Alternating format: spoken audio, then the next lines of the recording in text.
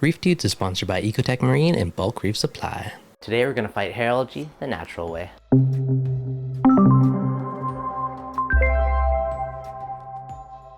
What's going on, guys? Devin from ReefDudes.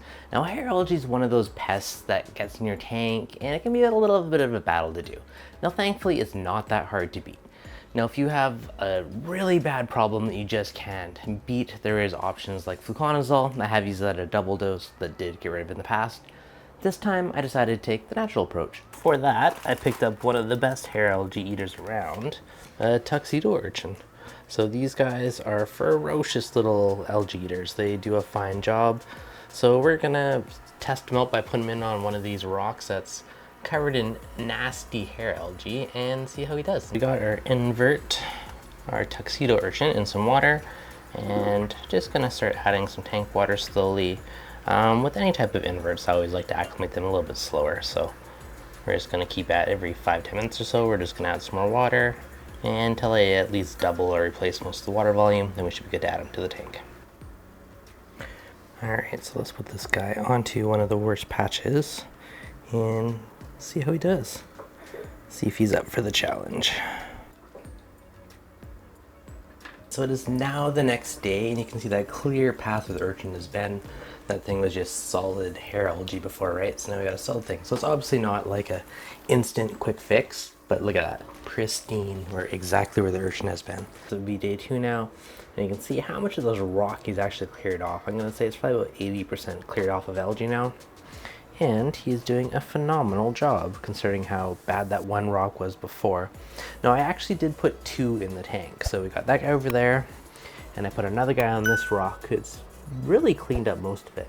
I don't know where he actually went now, but he's probably somewhere around here. But you can see about, I'm gonna say 90% of that rock is all cleared off now. So he's been doing a fantastic job. So yeah, aside from that, we're just going to check back in a few days and see how the duo of urchins are doing. Now it's been about 7 to 9 days since I added them. I did add one and added a second one a couple days later. But if you remember the last clip from a few days ago, this rock was absolutely covered in hair algae. And now it is pretty close to pristine. We have that one patch on the side, but otherwise it's looking pretty dang good.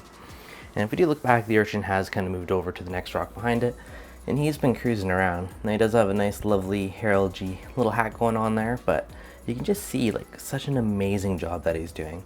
And this has only been 1 week. Now I did add 2 to the tank, and the other guy was working on all the rocks over here, which look 100 times better than it did a week ago.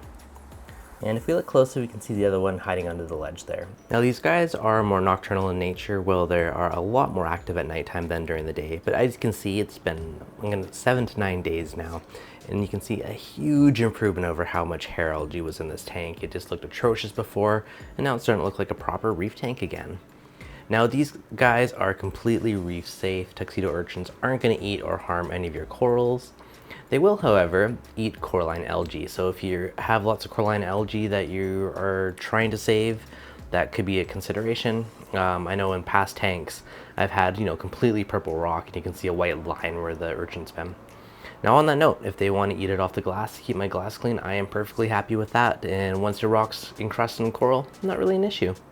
So a few considerations. Now also, if you have an acrylic tank, that is the one thing I would caution you on, as they can put little marks into the acrylic as those little teeth are munching away trying to get off any surface film or whatever they're trying to eat. Now they are primarily herbivores. Most of their diet is going to be algae. And there's going to come that point when your tank is so pristine and you're out of algae for them to eat, and you're going to have to supplement. So keep that in mind. Feeding something like a nori sheet to them, putting it directly under them, would probably be your best bet, and just supplement their diet when the time comes. Now they're very friendly, very social creatures, so there's no problem having 2 in a tank.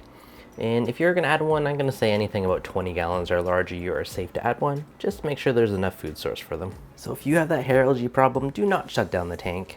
Pick up a tuxedo urchin and put that guy to work, and probably within a month your tank is gonna be looking pretty dang good.